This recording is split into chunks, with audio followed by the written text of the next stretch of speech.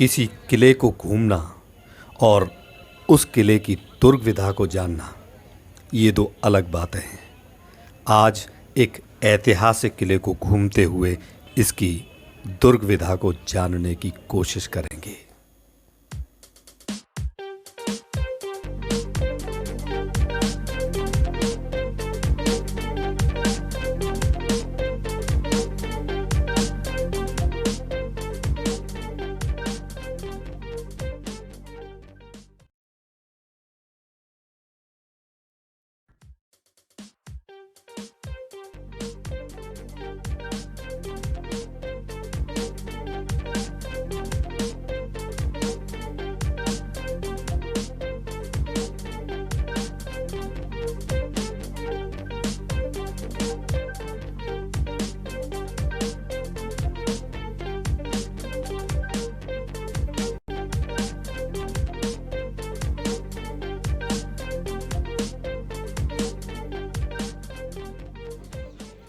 नमस्कार, मैं हूं शैलेंद्र नरवार। आज एक बार फिर से मैं भारत के उस ऐतिहासिक किले में, उस दुर्ग में मौजूद हूं जिसका इतिहास जितना रोमांच से भरा हुआ है उतना ही रहस्यों से भी भरा हुआ है। जिस किले को जितनी बार भी घूमा जाए वो कम महसूस होता है। इस किले को घूमते घूमते आपको जानने के लिए एक बार फिर कुछ न कुछ नया मिल जाता है। मैंने इससे पूर्व इस किले पर 2 वीडियो बनाए हैं और ये इस किले पर तीसरा वीडियो है। जी हाँ, ये है आगरा का सुप्रसिद्ध आगरा किला, आगरा फोर्ट, जिसके बारे में इस शेर की एक एक पंक्ति, एक एक लफ्ज़ सटीक बैठता है। हर एक पत्थर पे जैसे नक्श है एक दास्तां पूरी, हर एक पत्थर पे जैसे नक्श है एक दास्तां पूरी, पड़ी है कुछ अभी बाकी का पढ़ना है अभी जारी। और आज इस आगरा किले को देखने में, इसे समझने में मैं अकेला नहीं हूँ, बल्कि मेरे साथ मौजूद हैं एक सैन्य विशेषज्ञ, एक इतिहासविद, जिनका इतिहास पर जितना कार्य रहा है उसका अगर मैं वर्णन करूं तो शब्द कम पड़ जाएं। जी हाँ, इस पूरी आगरा किले की आज की इस यात्रा में, इसके तीसरे वीडियो में मेरे साथ मौजूद रहेंगे आदरणीय रविंद्र शर्मा जी, जो इतिहासविद हैं, सैन्य विशेषज्ञ हैं और इतिहास पर उनका एक लंबा कार्य के साथ साथ इस क्षेत्र में एक बहुत बड़ा अनुभव भी रहा है। कई किलों पर उन्होंने शोध किए हैं, कई महत्वपूर्ण जानकारियां उस पर जुटाई हैं। धन्यवाद शैलेंद्र जी, मैं आपका बहुत बहुत शुक्रगुजार हूं। मैंने आपके बहुत सारे वीडियो देखे हैं। मैंने उसमें पाया कि जितना इतिहास के बारे में आप जानकारी रखते हैं किसी आचार्य से कम नहीं है। मैं इतिहास पे का एक विद्यार्थी हूँ, इतिहास का शिक्षक हूँ, पढ़ता और पढ़ाता रहा हूँ। सैन्य विद्याएँ, सैन्य सिस्टम मेरा प्रिय विषय है। यूँ मेरा सौभाग्य रहा कि मेरा जन्म और मेरी शिक्षा दीक्षा ही fort higher secondary school Bikaner में हुई, जहाँ पर मैंने सबसे पहला परिचय ही मेरा दुर्ग से, फोर्ट के नाम से हुआ, अपने स्कूल से, अपने शहर के सुप्रसिद्ध किले से। आज जब मैं आगरा के किले के बारे में बात कर रहा हूँ तो आपसे ये निवेदन करना चाहूँगा कि मुझे भारत सरकार ने भारत के दुर्गों पे कार्य करने के लिए एक राजकीय प्रोजेक्ट प्रदान किया, जिसके अंतर्गत मैंने सारे भारत के दुर्गों पे भी कार्य किया। मेरा ये सौभाग्य रहा कि पंजाब इतिहास कांग्रेस के अध्यक्ष पद पर बोलते हुए मैंने पंजाब के फोर्ट और राजस्थान, हरियाणा और हिमाचल के फोर्टों पे बात की। ये मेरा सौभाग्य रहा कि राजस्थान इतिहास के अध्यक्ष पद पर पाली में मैंने राजस्थान के दुर्गों पर भाषण दिया। ये मेरा सौभाग्य रहा कि मैंने महाराष्ट्र के अंदर महाराष्ट्र के दुर्गों के ऊपर, स्पेशली शिवाजी महाराज के किलों पे बात की। आज ये मेरा सौभाग्य है चैलेंद्र जी कि आप जैसे विशेषज्ञ, जिन्होंने भारत के कई सांस्कृतिक स्थानों का वीडियो मंचन करके भारत की जनता को अवगत कराया है, आज आप फिर दुर्ग विद्या से परिचय कराने जा रहे हैं। मैं आपके प्रति आभार प्रकट करता हूं और आपके साथ इस किले के बारे में कुछ चर्चा करने का प्रयास करूंगा। ये मानना है कि आपने जो पहले 2 वीडियो बनाए वो बेहतरीन है, उसके बारे में बहुत कम लोग जानते हैं। इतनी विशेषता से आपने बताया। आइए, मैंने आपकी शुरुआत से देखा, आइए आपको आगरा के दुर्ग से परिचित कराता हूँ। इतना तो हमने किताबों में नहीं पढ़ा। शैलेंद्र जी, जो सबसे अच्छी बात रही वो ये रही कि आपने फर्स्ट पार्ट में, सेकंड पार्ट में यहाँ के शीश महल के बारे में, यहाँ के मॉन्यूमेंट्स के बारे में, परीक्षा के बारे में, यहाँ के जो स्थान पर स्थापत्य है उनके बारे में बताया और साथ साथ उसकी विशेषता भी बताई। दूसरे पार्ट में तो आपने कमाल कर दिया, आपने ये भी बताया कि इसकी अहमियत क्या है, इसकी खासियत क्या है। आज मैं आपसे रिक्वेस्ट करूँगा कि इसकी दुर्ग विद्या के बारे में भी आप हमारे पाठक बंधुओं को बताएं। सबसे पहले तो मैं स्वागत करूंगा सर कि आप, मेरा सौभाग्य है कि मैं आपके साथ आगरा के किले में, आगरा के किले के बारे में बात कर रहा हूं। एक इतना बड़ा न सिर्फ इतिहास में, और इतिहास में भी किलों पर तो आपका एक बहुत बड़ा एक कार्यक्षेत्र रहा है, तो ये मेरे लिए सौभाग्य की बात है कि मैं उस विषय पर आपके साथ इस किले में बात कर रहा हूँ।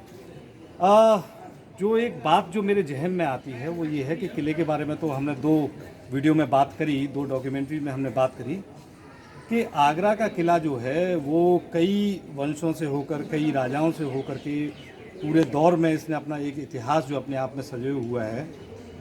लेकिन एक बात जो है, किला किसने बनवाया ये तो मिल जाता है जिक्र डॉक्यूमेंट्स में, उसमें ये सारी बातें, लेकिन इस किले को आगरा में ही क्यों बनवाया?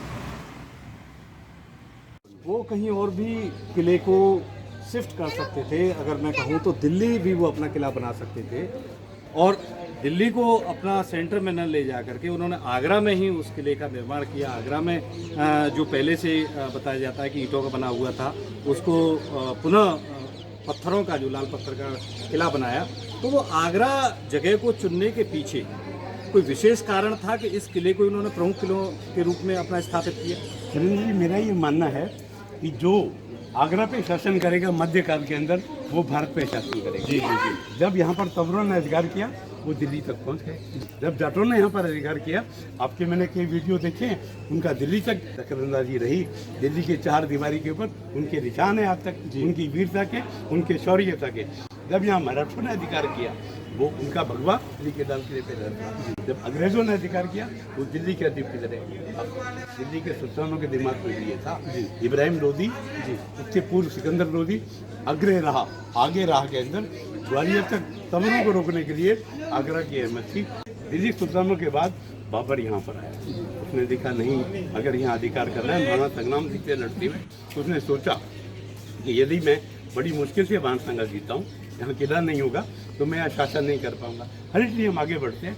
अकबर ने ध्यान रखते हुए बुंदेलों को हराने के लिए, मध्य प्रदेश पर अधिकार करने के लिए, राजस्थान पर अधिकार करने के लिए, आज भी वहीं से आता। तो क्या इसकी भौगोलिक स्थिति, इसकी आगरा की जो सीमाएं हैं वो राजपूतों से लगी हुई थी, उनके साम्राज्य से लगी हुई थी कहीं ना कहीं, और जो आगरा की जो भौगोलिक स्थिति है वो उनकी राजनीतिक रूप से उनके लिए इस स्थान को ही चुनना इम्पोर्टेंट था ताकि वो अन्य शक्तियों पर बहुत बेहतरीन प्रश्न। और जी, ये आपका ये बड़ी मैंने सैन्य पुस्तकों में नहीं पढ़ा, इतिहास की पुस्तकों में नहीं पढ़ा कि क्यों ऐसा, आखिर ऐसा क्या कारण था। उसका कारण था यहाँ की भौगोलिक स्थिति। यहाँ से जो रास्ते जाते हैं बुंदेलखंड की तरफ, राजस्थान की तरफ, दक्षिण की तरफ, दिल्ली की तरफ, ये कारण रहा। और एक सबसे बड़ा कारण रहा उस जमाने में सेना के रिक्रूटमेंट के लिए आगरा के आसपास के क्षेत्र सिंध वालों का कोई मुकाबला नहीं है। मेरा ये निश्चित मानना है, यहाँ के राजपूतों का, यहाँ के चंदेलों का, यहाँ के बघेलों का, यहाँ के बुंदेलों का, उसमें लिख रखा है, मैंने एक कपलेट पढ़ी है जिसमें ये दे रखा है, इत जमुना उत बेतवा, इत यमुना उत तौस, 76 साल से लड़न की रहू न किसमें हो, आप किले में रहेंगे तब बच पाएंगे। मैंने उन सिंध जाटों के बारे में पढ़ा है जिनसे दिल्ली की दीवारें कांपती थी। मैंने उन राजपूतों के बारे में पढ़ा है जिनके कारण से अकबर ने ये किला बनवाया। किले मैं उनसे दोस्ती करूंगा, उन्हीं की सेना को जयपुर ले आऊँगा। मानसिक को ये आप बाहर निकल के देखिए, जयपुर हाउस क्या रहता है, और फिर यहाँ का प्रत्येक निवासी, प्रत्येक किसान, प्रत्येक नागरिक वो ईमानदार था, राष्ट्र रक्षक था, इसलिए भी यहाँ किला बनवाना जरूरी। इसका मतलब जो है, अगर हम कहें तो यहाँ की जो भौगोलिक स्थिति है वो इसके लिए बड़ा सबसे महत्वपूर्ण सुगम थी, और वो एक इम्पोर्टेंस के चलते ही उन्होंने इस आगरा किले को दोबारा से यहाँ से पत्थरों से जो है पुनर्स्थापित, उन्हीं ईंटों का इस्तेमाल करके आप देख सकते हैं। मैं फिर दोबारा निवेदन करना चाहूँगा कि ये ईंटें जो आप देख रहे हैं, ये पुराने जमाने में लाखेरी की ईंटें कहलाती थी। ये ज़मीन पे जो लगी हुई है, इन्हीं ईंटों को पहले ये बना हुआ था। ये देखिए आप आगे बताएं, मैं बताना चाहूँगा। चैलेंज मेरा निवेदन रहेगा, इन ईंटों से एक पुराना किला बना हुआ था जिसको बाद में रिमॉडल करके इनको फर्श भी जगह जगह लगी मिली। वो सामने की दीवार देख रहे हैं, उसमें भी वो ईंटें लगी हुई है, आप उसको देखें, वही सेम ईंटें। ये पहले किला ईंटों का बना हुआ था। जब आप अंदर आ रहे होंगे दोनों तरफ आपने दीवारों में भी देखा होगा वो ईंटें लगी हुई हैं। ये बादलगढ़ ही था ये जगह, और जैसा इसकी बारिश काले में देख रहे हैं खूब बारिश होती है। जमुना आप देखते हैं निरंतर पानी का निरंतर प्रवाह होता है, आप देखते हैं तो बादलगढ़ इसलिए इसका नाम पड़ा। उन्हीं ईंटों का यहाँ प्रयोग किया गया। बाद में ये लाल पत्थर मंगवा के इस किले का निर्माण कराया गया और फिर इसको आगरा का नाम दिया गया। आगे की बात फिर और चलते चलते करते सर। धन्यवाद। अब इस किले के बारे में और भी इत्मीनान से मैं सर से बात करूंगा, और चलते चलते हुए हम भी इस किले को न सिर्फ देखेंगे बल्कि इसके बारे में जो है आपको भी बताने की कोशिश करेंगे। तो अभी हम जो हैं वो दीवाने आम परिसर में हैं, और उसके बाद धीरे धीरे करके और जितनी भी इसके अंदर इमारतें हैं वहाँ सब इमारतों को हम घूमेंगे, उनके बारे में बात भी करेंगे। व्यूअर्स, आपने देखा होगा शैलेंद्र जी के पहले 2 वीडियो हैं, उसमें उन्होंने बेहतरीन तरीके से आगरा के फोर्ट के बारे में बताया गया।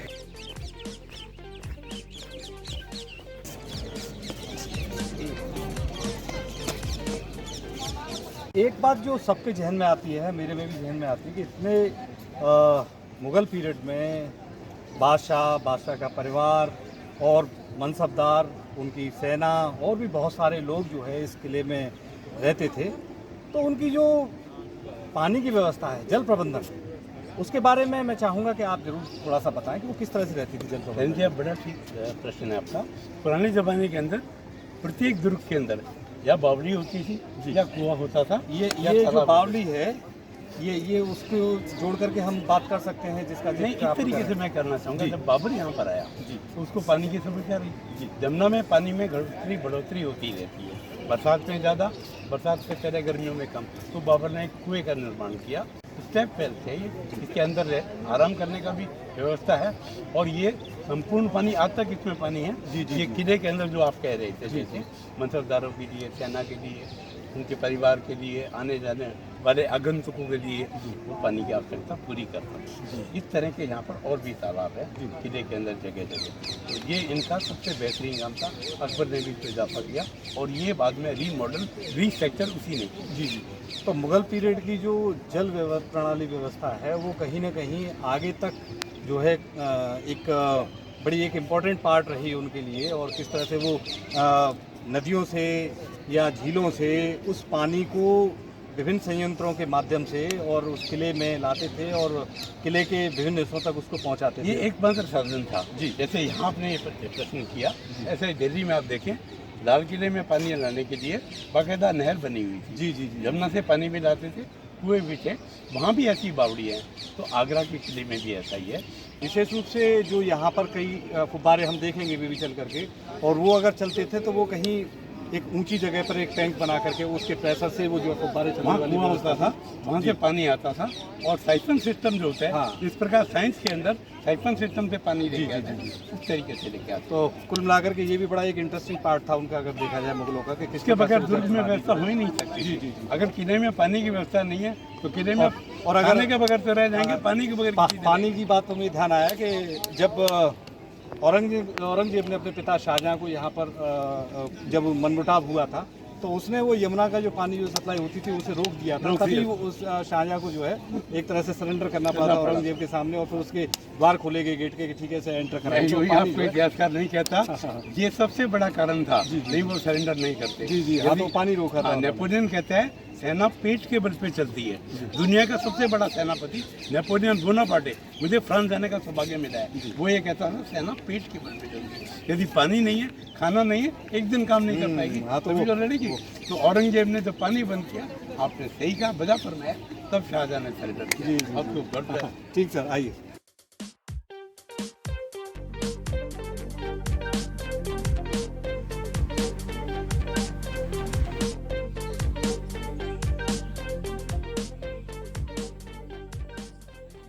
तो अभी बातचीत में सर हमारा आपका डिस्कशन हो रहा था कि ये जो आगरा का किला है वो किसी एक शासक के अधीन नहीं रहा, बल्कि कई शासकों ने इस किले पर शासन किया, और उनमें से अगर उन्होंने शासन किया तो कहीं ना कहीं इस किले में उनके अवशेष, उनसे संबंधित कुछ संरचनाएं भी मौजूद होंगी। तो क्या उस बारे में आप सर कहना चाहेंगे? शैलेंद्र जी, आप बिल्कुल ठीक कह रहे हैं। इतिहास हमेशा अपना सबूत रखता है, साक्ष्य रखता है, जो अमिट है कभी नहीं मिटाए जा सकते। उसके साथ टेम्परिंग आप जितनी भी कोशिश करोगे वो अपना वो रहेगा। मैं कह रहा था ना, इस तरह आखी का छोड़ जाऊंगा, तेरे चेहरे पे अपनी नजर छोड़ जाऊंगा। यही इन शासकों का जो कार्य था वो छोड़ गए, जिनको आप मिटा नहीं सके। आगरा के किले पे भूटानों का, राजपूतों का, चौहानों का, तंवरों का, मुगलों का और सबसे ज़्यादा जाटों का अधिकार रहा। जाटों ने दिल्ली तक अपने दावे बनाए थे। जाटों के बारे में मशहूर है, जय भगवान जाट बलवान, जाट को कोई नहीं रोक सकता जी। और यही सूरजमल और उसके उत्तराधिकारियों ने किया। तो उनके जो चिन्ह है वो आज भी ये हवेली है जो आगरा के किले में सुरक्षित है, जो ये बता रही है कि आगरा के किले पर जाटों का परचम लहराता रहा है। ये रतन सिंह की हवेली, राजा रतन सिंह जो भरतपुर नरेश थे, जिनका ब्रजमंडल पर शासन था, उसका सबूत है ये। तो मैंने आपको कहा कि इतिहास की किताबों से आप कुछ भी लिख सकते हैं, बस सच्चाई को आप नहीं मिटा। 12 जून सन 1761 को महाराजा सूरजमल के नियंत्रण में ये किला, उन्होंने इस किले को जीत लिया, उनका नियंत्रण इस किले पर स्थापित हो गया। तो उनके जो वंशज थे सन 1768 से 69 जिन्होंने शासन किया, राजा रतन सिंह जी, तो ये राजा रतन सिंह की हवेली जो बिल्कुल दीवाने आम के बराबर लगी हुई जो ये हवेली है, ये उन्हीं की हवेली है, राजा रतन सिंह की हवेली, जिसे कि आज भी इस किले में एक साक्ष्य के रूप में। नहीं, एक और कारण है शैलेंद्र जी, मैं निवेदन करना चाहूँगा आपसे। ये हवेली है, इस बात का साक्ष्य है कि जब उन्होंने इस किले पर अधिकार कर लिया, जो भी किले का मालिक होता था वो दीवाने आम में बैठकर दरबार लगाया करता था, शासक वही होता था। रतन सिंह जी भी वहाँ विराजमान होते थे। जब अंग्रेज यहाँ पर आ गए, वो सामने तोप रखी हुई है, ये इस बात का सबूत है कि तोप पे लिखा हुआ है अंग्रेजों की जमाने का तोप।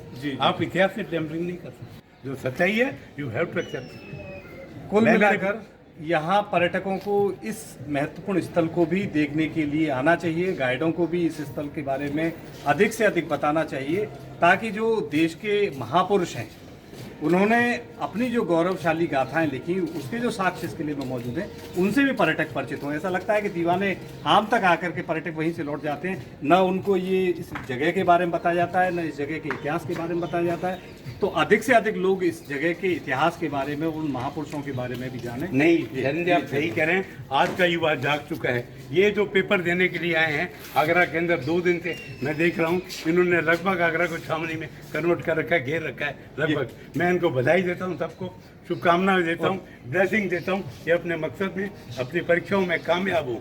और ये यहाँ देख रहे हैं 3 बजे इनका पेपर है, ये इस बात का द्योतक है, सबूत है कि ये भारत की विरासत से परिचित होना चाहते हैं। अच्छा, इनसे भी पूछ लेते हैं, क्या आप में से जानते हैं ये राजा रतन सिंह की हवेली के बारे में? आपने कुछ पढ़ा या जाना? यहाँ किले को जब घूमा तो दीवाने आम हो गया और भी बात हो गई, तो इनमें से किसी से जानते हैं इसके बारे में? अगर क्या यहाँ पर कोई शिलालेख लगा हुआ होता जिसके बारे में जो जिक्र है कि ये किसकी है हवेली, क्या इसका इतिहास है, तो आप बेहतर तरीके से जान सकते थे, मैं समझता हूँ। मैंने अभी तो क्या शिलालेख लगा रखी होना है चाहिए ना यहाँ पर? वो तोप इस बात का, क्या नाम है आपका?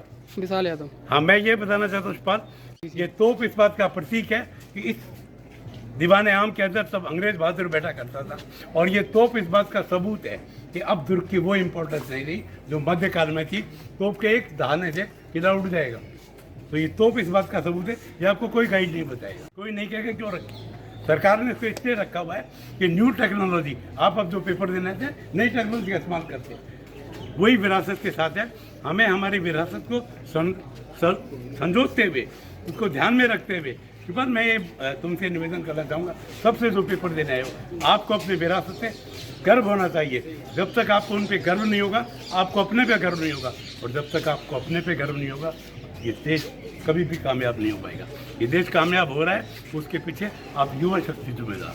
तो अब आगे इसके लिए एक नए और पन्ने को जो कहीं ना कहीं अनछुआ रह गया, उस पर फिर एक किसी और जगह चल करके बात करते हैं। धन्यवाद। मैं चाहूँगा आप दिखाएं जी। अपने दर्शकों को इस तोप के बारे में, जी। जो इस बात का द्योतक है कि वो महत्ता नहीं रही जी सुरक्षा के मिलिट्री के हिसाब से, जी जो तोपों के आग्नेय अस्त्रों के आगमन से पहले, जी और इसकी अंग्रेजों के ज़माने की है, आज की नहीं है। इस तोप पे लिखा हुआ भी है कि अंग्रेज़ों ने आके काफ की इसको, जी और यहाँ के शिलालेख पे भी लिखा होगा। ये भी आप शैलेंद्र जी देख सकते हैं, ये लिख रखा है, ये ब्रिटिश तोप है शैलेंद्र, और ये इस बात का जो तक है सबूत है कि power flow from the barrels of the gun, कि जब अंग्रेज़ों के पास ये तोप खाने की सहायता से आए तो उन्होंने पूरे भारत के ऊपर धीरे धीरे ग्रेजुअली बंगाल से चलते हुए कब्जा कर लिया आग्नेय अस्त्रों की सहायता से, और तब इस किले की महत्ता भी सिर्फ प्रशासनिक और विरासत के रूप में रह गई, अंग्रेज यहाँ के अधिपति हो गए। ये इस बात का परिचायक है, द्योतक है और प्रतीक है कि आग्नेय अस्त्रों के बाद सुरक्षा सैन्य के हिसाब से अब किलों की वैल्यू गई। तो अब अगला जो है शिवाजी वाले उससे, शिवाजी महाराज वाले, जहाँ पर शिवाजी महाराज को हाँ, छत्रपति महाराज को जहाँ औरंगजेब से मुलाकात हुई थी, और फिर एक पूरा जो घटनाक्रम की पृष्ठभूमि रखी गई, जो एक अपने आप में एक खासा महत्व रखता है। अब उसी जगह चल करके हम बात करते हैं। मैं वहाँ चलना चाहूँगा जी। उस महान भारतीय ने, उस महान मराठा ने कभी भी किसी के आगे सिर नहीं झुकाया। सह्याद्रियों की पहाड़ियों पर खड़े होकर कोई भी मराठा इस बात को गर्व से महसूस कर सकता है कि शिवाजी महाराज ने भारतीय सनातन संस्कृति के लिए क्यों किसी के सामने सिर नहीं झुकाया। और यहाँ आगरा में भी उनकी वीरता, उनके साहस और वो शौर्य का स्थल मैं देखना चाहूँगा। मेरा आपसे निवेदन है शैलेंद्र जी, मुझे वो स्थान पर आप ले चलें। जी जी बिल्कुल बिल्कुल, वहीं चलते हैं सर, आइए सर।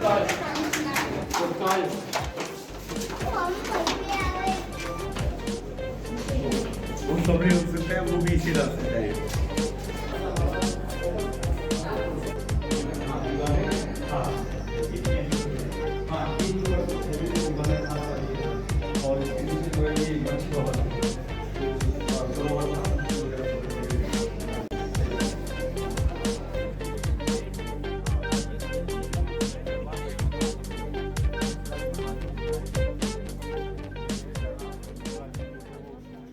इस समय जो है अब हम पहुंच गए हैं दीवाने खास में।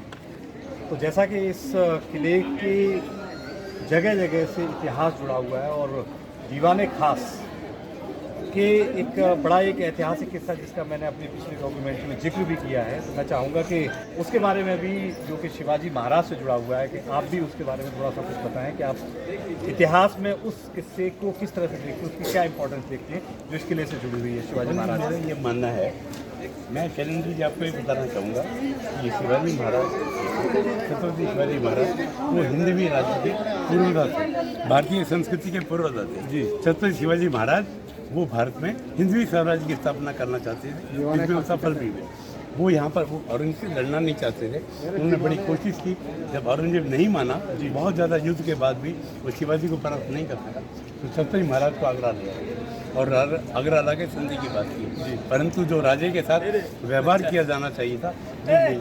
मैं शैलेंद्र जी आपको बताना चाहूँगा कि औरंगजेब ने उनको जान करना पिछली पंक्ति में खड़ा किया, जान करना उनकी बेइज्जती की, और नतीजा औरंगजेब को ही भुगतना पड़ा। जी। शिवाजी महाराज जो कभी किसी के आगे नहीं झुके, उन्होंने वहीं कहा, या तो तुम मुझे मार दोगे या मैं खुद मर जाऊंगा।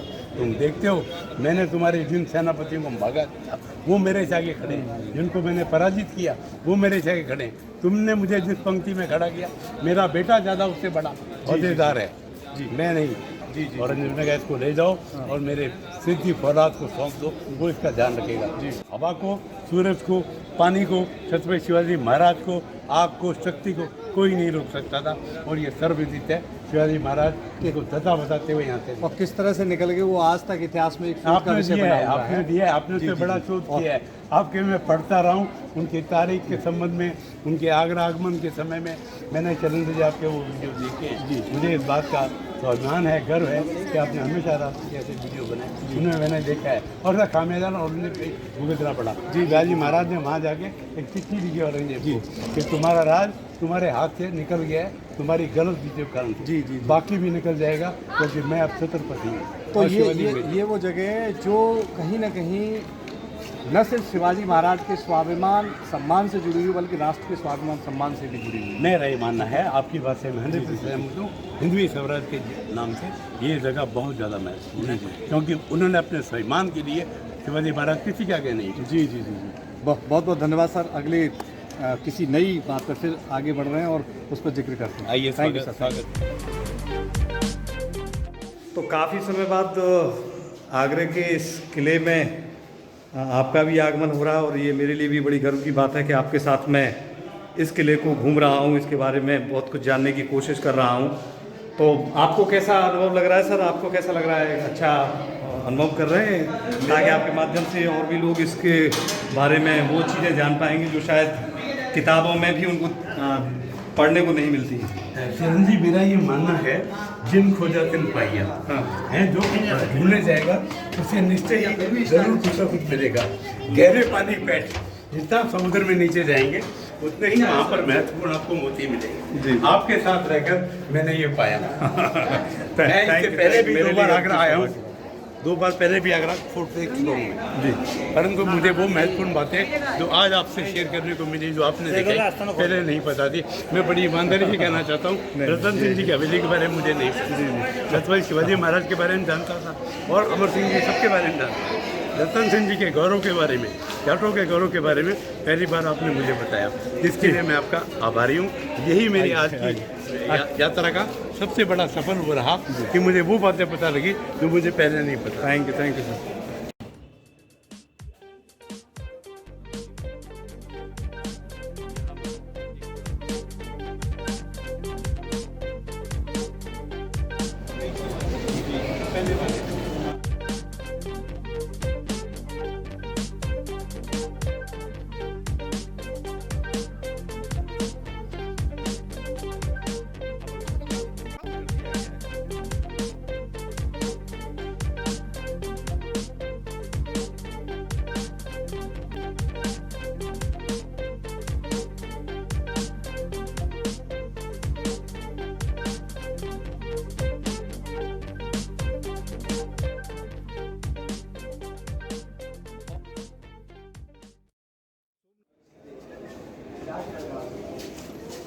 तो पानी की जो व्यवस्था किस तरह से थी मुगल पीरियड में, उसके बारे में अभी आपने वहाँ जिक्र किया। और यहाँ घूमते हुए हमें एक ये बाबर की बावड़ी और छत पर बने तालाब, ये एक शिलालेख लगा हुआ भी मिल गया है। तो मैं चाहूँगा इस बारे में भी सर आप कुछ थोड़ा सा हमें जरूर बताएं। सैन वो पृथ्वी बड़ा सारगर्भित था जी, और ये भी बड़ा सारगर्भित है। जब हम किसी भी दुर्ग में फवारे देखते हैं, पीने के लिए जल व्यवस्था के बारे में बात करते हैं, सैनिक वंशजदारों के लिए जल व्यवस्था की बात करते हैं, और अभी आपने बताया अंगूरी बाग के बारे में जी, जिसके सानिध्य में ये बावड़ी स्थित है। तो हम पाएंगे कि बगैर पानी के आप जल बिन मछली, नृत्य बिन बिजली रह ही नहीं सकते। दोनों में ये आग होनी चाहिए। अगर उसमें वृक्ष नहीं है तो वो हो ही नहीं सकता। दुर्ग में अगर कुआं नहीं है, बावड़ी नहीं है, तालाब नहीं है, बाग नहीं है, तो उस दुर्ग में रहने वालों का जीवन निरंतर हो जाएगा। तो from the very beginning of the foundation of this fort आप ये पाएंगे कि बाबर ने, वो अभी जैसे शैलेंद्र जी बता रहे थे कि वहाँ कुआं एक है, और अभी इन्होंने इंगित किया, बताया पहली बार कि यहाँ बावड़ी बनी है। इस बावड़ी की शैलेंद्र जी ने जो विशेषता बताई वो ये है कि ये इसकी छत पर तालाब है, इसके बेसमेंट में तालाब है, इसके सामने तालाब है। क्वेश्चन हो सकता है, प्रश्न क्यों? शैलेंद्र जी, मेरा निवेदन है वही साइकिल सिस्टम जी, आप इन फवारों में पानी कहाँ से लाएंगे? आप इस बाग के लिए पानी कहाँ से लाएंगे? पानी के दबाव से, प्रेशर से। इसलिए वो छत पे तालाब है, इसीलिए बेसमेंट में तालाब है, इसीलिए ये बावड़ी है। और ये बाद में इसमें मॉडिफिकेशन अकबर ने भी किया जी। यानी कि यहाँ की जो एक खूबसूरती और बेसिक आवश्यकता, वो पानी किस तरह से यहाँ पर महत्वपूर्ण रूप से उपलब्ध हो, उसकी प्रॉपर व्यवस्था के ये साक्ष्य के रूप में हम इनको रईमन पानी राखिए, बिन पानी सब सून, पानी गए न उबरे, मोती मानस चोर। तो ये जरूरी है पानी के लिए, और इसी की शैलेंद्र जी बाड़ी। चलिए चलते हैं आगे।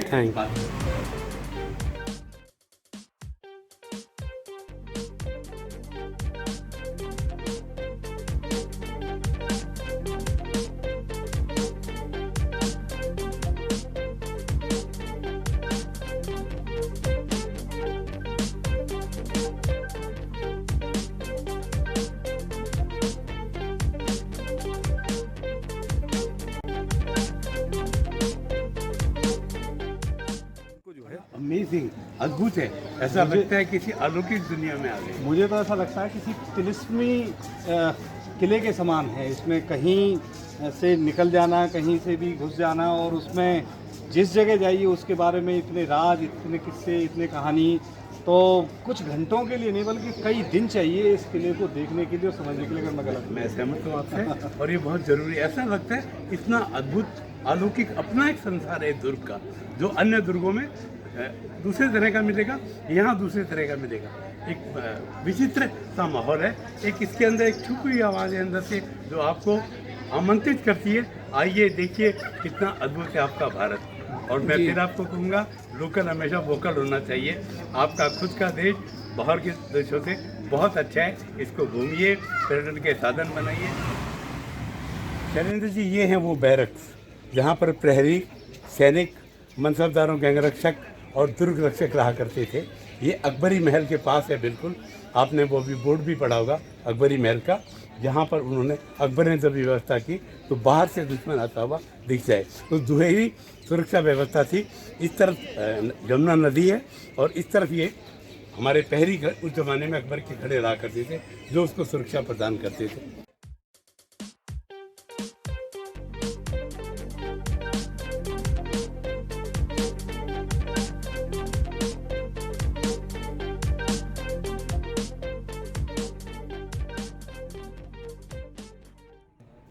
शैलेंद्र, आप अमर सिंह राठौड़ के बारे में पूछ रहे थे। रणबांका राठौड़ों का कोई मुकाबला नहीं है। मुगलों ने आते ही देख लिया था, यदि भारत पे शासन करना है तो राजपूतों का साथ आवश्यक है। राजपूतों के बगैर वो हिंदुस्तान पे शासन नहीं कर सकते, और उन्होंने राजपूतों से दोस्ती की, जिनमें राठौड़ प्रमुख थे, जयपुर के कस्बा प्रमुख थे, दूसरे लोग और प्रमुख थे। और आप ये पाएंगे कि जब उनके साथ दोस्ती हो गई, उनको मनसबदार बनाया। महाराजा मान सिंह को तो सबसे बड़े साझारी मनसबदार थे, अमर सिंह जी भी उसी में थे। मैं आपको ये बताना चाहता हूँ, सामने वो जो महल है, ये अकबरी महल है, इसे अकबरी महल कहते हैं। इस अकबरी महल के पीछे जहांगीरी महल, जहांगीरी महल के पीछे शाहजहाँ महल है। वहाँ वो बादशाह के रिश्तेदार के साथ, सलावत खां के साथ इंडल्ज हुआ वाद विवाद के अंदर, और एक राठौड़ को दो चीज़ों पे यदि वो हाथ रख ले कोई पीछे नहीं हटा सकता, एक स्वाभिमान और एक तलवार उसकी। और ऐसी ही गुस्ताखी सलावत खां कर बैठा। उसने अमर सिंह को कुछ अपशब्द कहे, और एक राठौड़ के लिए वो असहनीय था। उसने एक ही बार से, मैं वो कपलेट बताना चाहूँगा, उसने गाली दी। तो हमारे मारवाड़ के अंदर एक कहावत है राठौड़ों के प्रति, उन मुँह तो गग्गो कहो गंवार गए, उन मुँह तो गग्गो कहो इंड छन रही कटार, वार कह पायो नहीं जम तक हो गई पार। बादशाह के साले की गर्दन काट के नीचे पटक दी, और शाहजहाँ भाग के अंदर जनान खाने में घुस गया। अमर सिंह चाहते तो अंदर जाके शाहजहाँ का भी कत्ल कर सकते थे, परंतु वो एक राजपूत था, वो औरतों के महल में नहीं गया और वहीं रुक गया। तब तक सारी सेना इकट्ठी हो गई और वो अमर सिंह की तरफ बढ़ी। अमर सिंह ने अपना घोड़ा उठाया, और राठौड़ी मारवाड़ घोड़ों का कोई मुकाबला नहीं है दुनिया में। वो वहाँ से अकबरी महल के पीछे जहांगीरी महल, शाहजहाँ के महल से दौड़ता हुआ आया घोड़े पर। अशोक सेना के वो सेनापति था, वो चढ़कर ऊपर गया। और ये जो आप दूर तक देख रहे हैं, जहाँ पहरेदारों की वो होती थी, इस पर वो दौड़ता गया, और जो पहरेदार थे उनको काटता चला गया। एट लास्ट ही was left with no other option, उसके पास कोई चारा नहीं था, वो नीचे कूदे। राठौड़ घुड़सवार का कोई मुकाबला नहीं है। अमर सिंह राठौड़ ने अपने घोड़े को आन दी। जिस प्रकार महाराणा का चेतक उनका जिंदगी भर स्वामी भक्त रहा, अमर सिंह का अष्टबीज जो था वो उनके लिए एलामेंट था। उसे पता था मुझे अपने मालिक की जान बचानी है, मेरे लिए इसके अलावा कोई चारा नहीं है। घोड़ा नीचे गया, और हम चल के भी देखेंगे, वहाँ वो शहीद हो गया घोड़ा, अमर सिंह बच गए। हाँ, स्मृति जो है वो कभी नहीं भूलती है। आज भी उस दरवाजे को अमर सिंह दरवाज़ा बोलते हैं, अमर सिंह गेट बोलते हैं। आइए चलें, हम गेट की तरफ चल के बात करते हैं।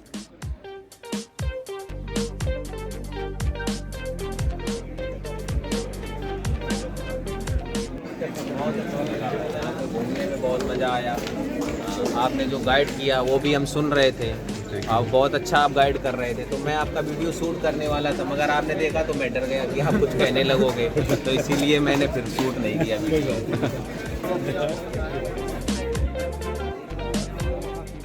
जब अमर सिंह वहाँ से कूदे, उनका घोड़ा यहाँ शहीद हो गया, बना हुआ है जो हमने देखा।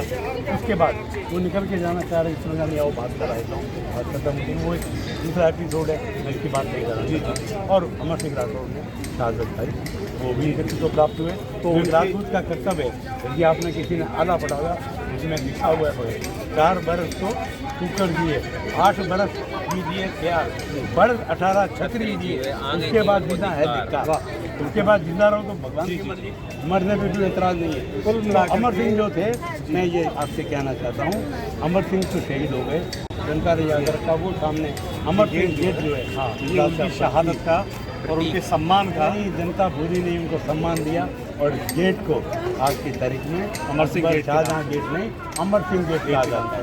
यानी कि जैसे विद्वान पूज्य थे सर्वते, ऐसे वीर पूज्य थे सर्वते, गेट का नाम अमर सिंह। अब वो जो जगह जहाँ पर प्रतिमा की, घोड़े की जो आज भी प्रतिमा स्थापित है, वहाँ चल के वहाँ आपका धन्यवाद। Thank you.